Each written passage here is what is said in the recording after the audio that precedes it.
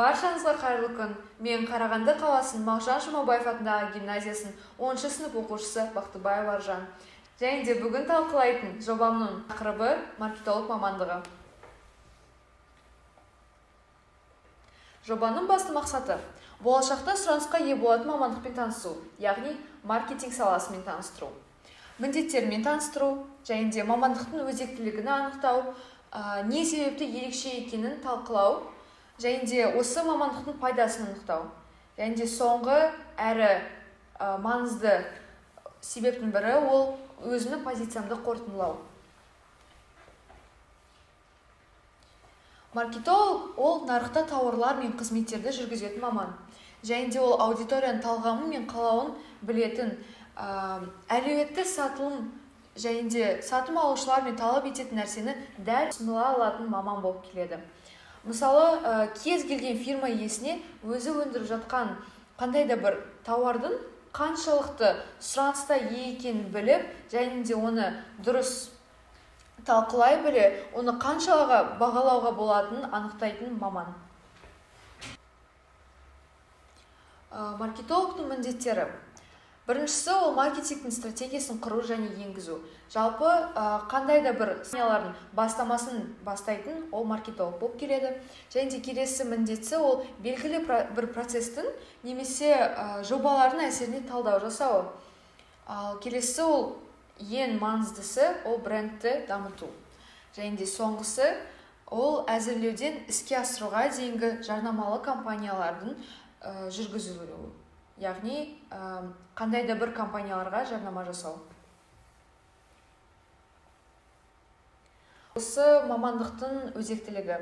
Маркетинг ол кез келген бизнестің маңызды функцияларының бірі болып келеді. Және де ол мақсатта аудиторияны анықтауға, нарықты тауарларға, қызметтерді жылжытуға, стратегиялармен әзірлеуге, және де қазіргі таңда осы бәсекелестік әлемде ешбір бизнес маркетингсіз табысқа ие бола алмайды. Осы саланың ерекшеліктері. Бұл мамандық негізінен еңбек нарығында және де әсіресе жас мамандарға үлкен сұранысқа ие болатын, және де маркетингтің бастысы ол коммуникабельностікке, қарым-қатынас дағдыларына өте қатты бейімделген. Сондай-ақ осы жұмыстың кестесіне түзету, енгізу мүмкіндігі бар. Жалпы бұның тағы да бір ерекшелігін айтып кетсек, ол мансаптық өсу үшін өте үлкен мүмкіндіктер бар. Мысалы, маркетинг саласына енді бастап жатқан оқытушылар және де жұмыскерлердің қандай да бір үлкен компанияның мысалы директорына дейін орнына тез өсе алады. Яғни осы енді ғана бастап жатып, қысқаша уақыт мерзім ішінде үлкен жетістіктерге жетуге болады. Маркетологтың жеке қасиеттері. Біріншісі, мен ойымша, ол аналитикалық ақыл болып келеді. Яғни біз білетіміздей, аналитикалық ақыл дегенімізде ол мысалы қандай да бір маркетингта біз білетіміздей бұл сала деректермен тығыз байланысты болып келеді. Және де ол кәсіби мамандар үшін олардың әрбір нұсқауларын бағалау, және де негізделген стратегиялық шешімдерді қабылдау мәселесін тез талқылау білу. Ал келесі қасиеттің бірі ол шығармашылық. Яғни кез келген маркетолог тек стратегия қана болмайды, ал сонымен қатар оның жаңа ойлар табуы және де тез қысқа мерзім ішінде қандай да бір жаңа идеяларды ұсына білу. Мысалы, өзінің көзқарасын көрсете білу, және де шығармашылық болмаса да бұл салада жұмыс істеу өте қиын болады. Және де соңғы қасиет таңдағаным ол бейімділік. Яғни бейімділік дегенде ол нарықта бір нәрсені үнемі өзгеріп жатқанын біле тұра, оны мысалы кейбір өнімдерге сұраныс көп, кейбір өнімдерге сұраныс аз болғанмен маркетолог оны әрдайым білу қажет, және де соған бейімделе қажет. Сол себептен бейімділік қасиеті де бұл салада өте үлкен сұраныс. Маркетолог кімге жарамды?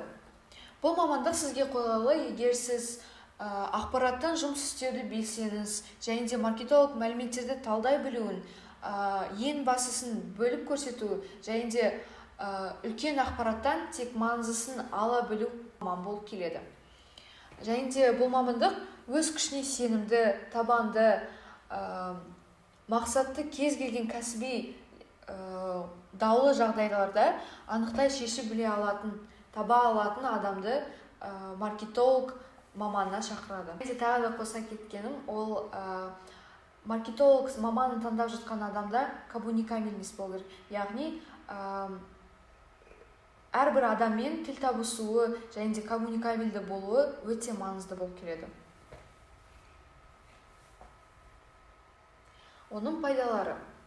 Мысалы, қызықты тапсырмалар, шығармашылыққа арналған орын болып келеді. Және де ең маңызды пайдасы, қазіргі таңда көптеген жас оқушылар біріншіден жалақыға қарайды.